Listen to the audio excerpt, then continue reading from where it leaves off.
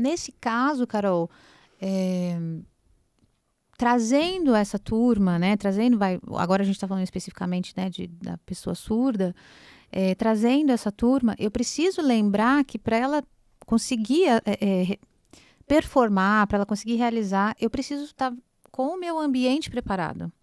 E meu ambiente preparado significa muito a ver com o que a gente faz aqui, que é gestão humanizada, ou seja, um humano com outro humano, vendo a necessidade do outro humano e se adaptando, arrumando estratégias para aquilo.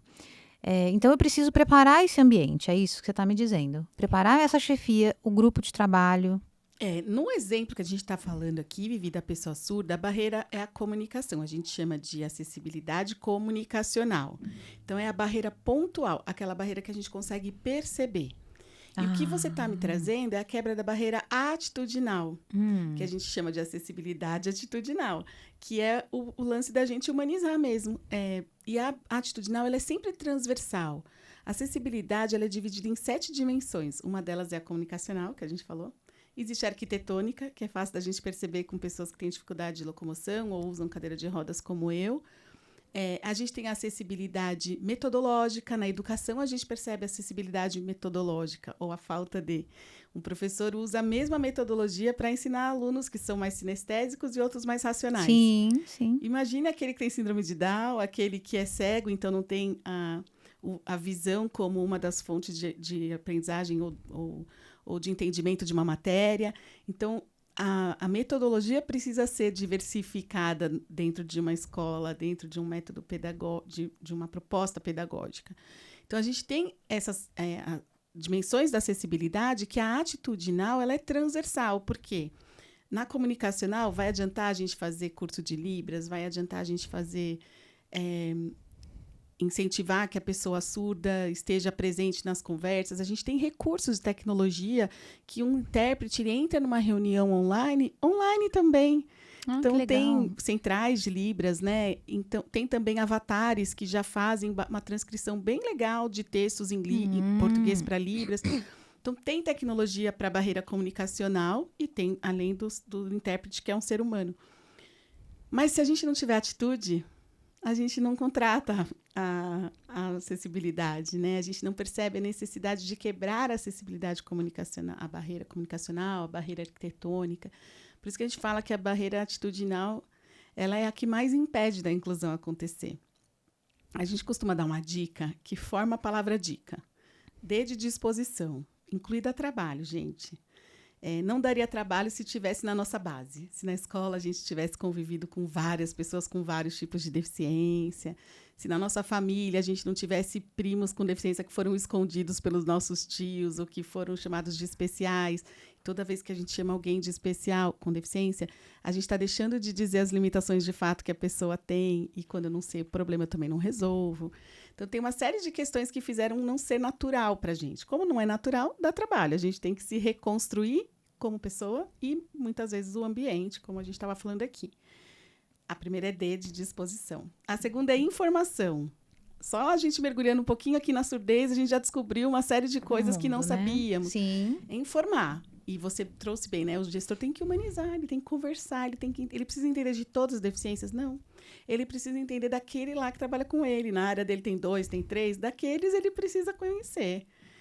E, aos poucos, ele vai aumentando o repertório dele de informação. Então, D de disposição e de informação. C de convivência. É a convivência que vai fazer aquela informação, porque vai chegar um surdo para trabalhar comigo amanhã, uma pessoa surda. Maravilhoso, vou ler tudo que eu puder. Mas é a convivência que vai, de fato, me ensinar. É verdade, a prática. Quem aquela pessoa precisa. Fora que a convivência, ela gera empatia, né? Empatia só acontece com conexão emocional. Eu posso ouvir falar que pessoas com deficiência são excluídas, mas na hora que eu vejo alguém que eu gosto, alguém que eu amo ser excluído, eu sinto, né, de um jeito mais conectado. Convivência. E o A é atitude. Tem que arregaçar as mangas e fazer. Não tem outro caminho. E então, disposição, informação, convivência e atitude. As pessoas me perguntam, qual atitude eu posso ter? Eu falo, olha, as atitudes dependem do lugar de influência que você está. Então, é muito precoce eu dizer, faça isso, faça aquilo, é precipitado e provavelmente equivocado, assim. Eu posso dizer o que eu faço. Então, eu tenho uma consultoria que emprega pessoas com deficiência, eu divulgo conteúdos nas minhas redes sociais para informar a sociedade. Eu sigo pessoas com deficiência nas redes sociais, porque me deixa mais informada, mais conectada. Tento ficar perto presencialmente de pessoas com deficiência o máximo que eu posso. Mas cada um vai ter a sua atitude no seu lugar de influência. Eu falo que, recentemente, vivi um presidente de uma empresa que a gente atende. Ele teve algumas atitudes que vale a pena eu contar aqui. A primeira delas é que ele entrou como sponsor, que é um gestor do grupo de afinidade de pessoas com deficiência da empresa dele. Então, ali ele já passou a conviver com alguns que fazem parte daquele grupo. Já foi incrível. E aí, ele descobriu que ele se gabava de um benefício que a empresa dá para pessoas com deficiência e parentes de pessoas que trabalham lá, parentes com deficiência de pessoas que trabalham lá, para ajudar no tratamento. Então, pais e mães com filhos com autismo, por exemplo. A empresa dá um benefício para ajudar no tratamento da criança. E ele se gabava desse auxílio. Tá. Até que ele descobriu lá no grupo de afinidade que uma das pessoas é mãe de um garoto com autismo e ela disse a burocracia que é para conseguir mensalmente aquele auxílio. Aí, a partir do lugar de influência dele, ele desburocratizou. Ele falou, agora é isso que eu vou fazer. Eu vou facilitar a vida.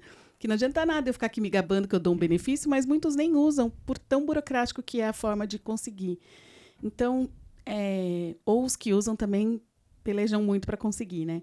Então, é muito difícil eu dizer o que fazer na atitude. A atitude tem a ver com o seu lugar de influência, assim. Você olhar e perceber, estar junto, né? A convivência, a informação e a vontade, a disposição faz a gente perceber o que eu posso fazer do meu lugar de influência.